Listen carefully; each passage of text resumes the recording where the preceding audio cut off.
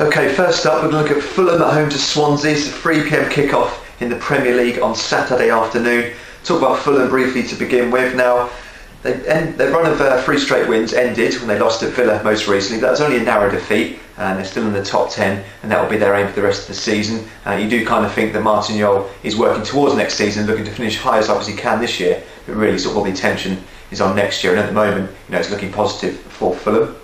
As for Swansea, fantastic season that they've had, but amongst the fantastic season, it's probably their best week so far, you might say, because they're fantastic win at Wigan, who were sort of towards the bottom of the tables. That's a big win for Swansea, sort of to move away from the bottom 3. Then obviously most recently they beat league leaders, or were the league leaders, Manchester City, 1-0 at the Liberty Stadium. So a fantastic win, a famous win for Swansea, and they go from strength to strength, and they're probably safe, and they just can really enjoy the rest of the season. Prediction wise for this one, I actually think it's a step too far for Swansea. I don't know if they'll get 3 big results in a row, so I'm going to go for a Fulham home win. I'm going to go for 2-0. Okay, we're going for Wigan at home to West Brom. It's a 3 p.m. kickoff on Saturday afternoon in the Premier League. We'll talk about Wigan to begin with. Now, it's been a frustrating couple of games for them, really. Obviously, a horrific result at home to Swansea. This was followed by a 1-1 draw at Norwich on Sunday afternoon, which on the surface of it isn't the worst result, but they had a lot of chances in that game, and considering they are bottom of the table and fighting for their lives, they kind of need to get maybe more from that when they do perform as the better side. They didn't get the win, but they probably felt like their chances, they should have got with their chances. So this probably means that this game at home to West Brom is a must-win for Wigan. They was obviously still in touch with safety, but there's some tougher games coming up, and they certainly have to get something from this one. Lose this one, and they are in deeper trouble than they already are already. But as for West Brom, lost at Manchester United last time out, pretty much a routine victory for Sir Alex Ferguson's men, but you can't read too much into that in terms of West Brom's season. They've been in a really good run. They're probably safe, you would say. They're 14th in the Premier League. Maybe aspirations are pushing up towards that top 10. They can play with a bit of a freedom, which I think will suit Roy Hodgson's men in the remaining few games of the season. Prediction wise for this one, I don't think there'll be anything to choose between the two sides, so actually going to go for a 1-1 draw, which isn't too great for Wigan, but West Brom will be more than happy with a away point. Okay, continuing the Premier League fixtures for this weekend, we're going to look at Wolves versus Manchester United, which is a lunchtime kick-off on Sunday afternoon. Wolves, it's gone from bad to worse in the last couple of weeks. Obviously, Terry Connor's first game in charge, they got a good 2-2 draw at Newcastle, fought back, but they've lost their last 2, conceding 7 goals in the process, and you kind of think that it's gone from bad to worse, like I say, and it's kind of all their own doing, really, because they've gone from fighters under Mick McCarthy to a lot of people think sort of the most likely team to go down. So they really do need a big result, or a big few results, big team performances, but obviously it's a very tough test at home to Manchester United. Having said that, they're only a point from safety, so there's still a lot to play for, but you do worry about Wolves at the moment with their current run and kind of the attitude around the club generally. As for Manchester United, they'll look to go into this game as another routine victory, really. Obviously it'll be difficult because Wolves are fighting for their lives, but they want to be professional, much like they were at home to West Brom most recently, and now they've got first position over Manchester City, they'll want to hold on to it, so don't expect United to sort of falter this weekend. On that note, I'm going to go for a prediction. I do think it will be an away win for Manchester United. Wolves do worry me, they're struggling for goals a little bit, they're leaking them now at the back, and you just wonder whether the home fans, how positive they're going to be going into this one against the league leaders. So I'm going to go for a 2-0 win to Manchester United. Okay, we're going to look at Newcastle United versus Norwich City. It's a 4 p.m. kickoff on Sunday afternoon, the Super Sunday fixture in the Premier League. We'll talk about Newcastle to begin with. Now, last time out, obviously they lost Arsenal 2-1, last minute goal from Thomas Vermaelen, sort of really sickening for Newcastle after they had worked so hard to stay in the game right until the very end. That's just kind of the way it's going for Newcastle, really, because they haven't won since the 5th of February, and they've kind of been stuttering a little bit in terms of their form. They are still in the top 6 though, and Alan Pardew's issued a rallying cry to sort of for the fans and for the players and the coaching staff and everyone at the club to finish the season really strongly, and I hope that starts at home to Norwich this weekend. As for Norwich, they were far from their best at home to Wigan last weekend. This was another Super Sunday fixture that Norwich were involved in. They drew 1-1, but in the end they were probably happy to get away with a point, which is kind of another point towards their main aim of survival. And credit must go to Paul Lambert's men, really, because their biggest effort in the last few games probably has got to be to make sure they're still motivated and fighting for points, because they have done fantastically this year and they are probably safe.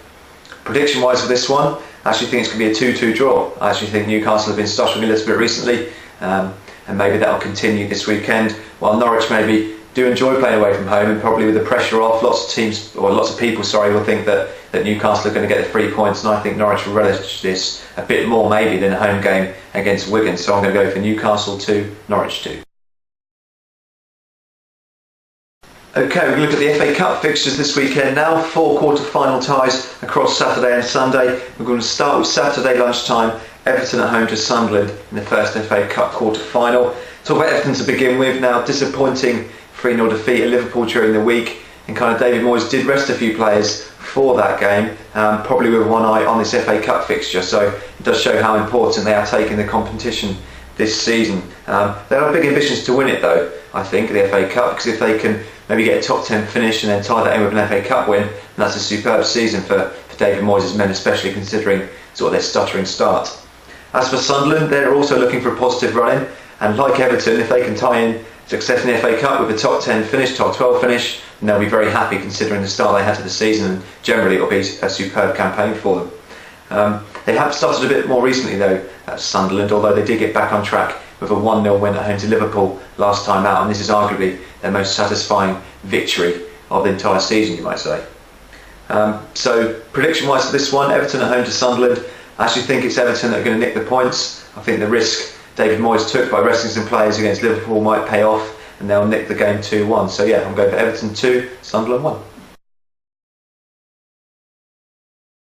Okay, the second FA Cup quarter-final on Saturday is a 5:30 kick-off between Tottenham and Bolton. This is at White Hart Lane. Talk about Spurs to begin with now. Obviously they had success in the FA Cup over Stevenage quite recently, but so for either side of that, they've lost their last 3 Premier League games, and kind of their season's in danger of falling apart really, and that will definitely be the case if they get knocked out of the FA Cup this weekend. So it's a really important game for Harry Redknapp's men. Maybe if they win this one, they can go from strength to strength in the final third of the season really.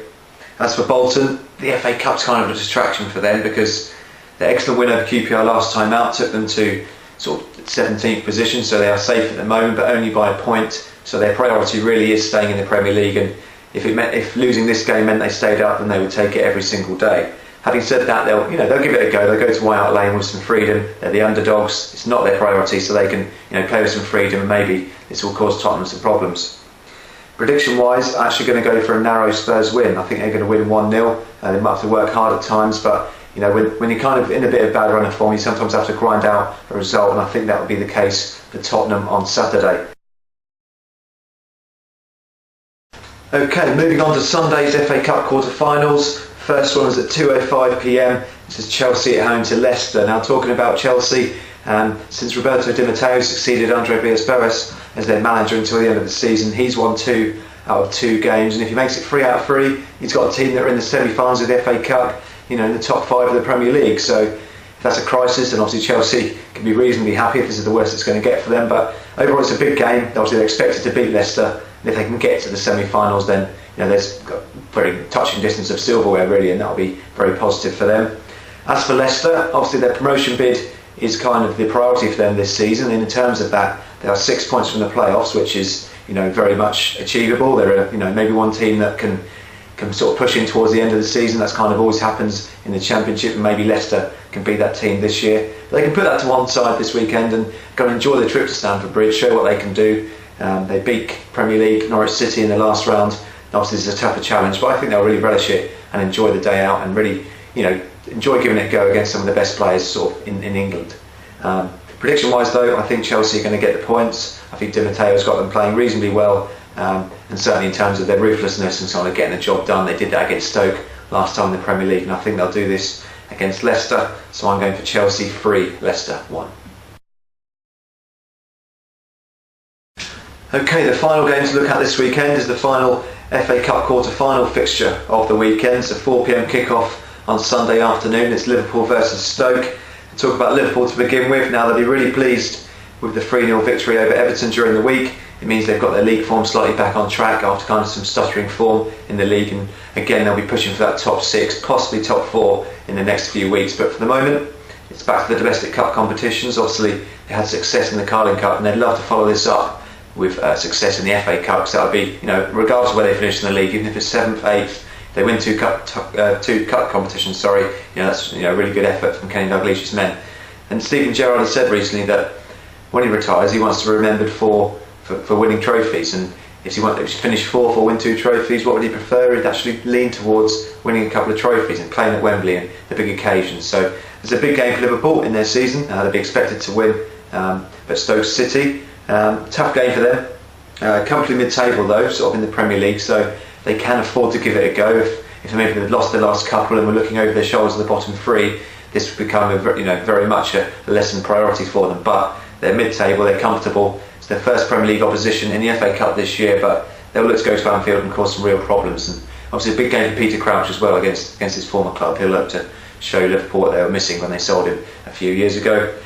And prediction-wise, I actually think Stoke will do okay. I think it's going to be Liverpool 1, Stoke 1. Bit of a hangover for Liverpool after the Everton result, and Stoke will really work hard. It's an important game for them, and I think they'll earn a replay at the Britannia Stadium.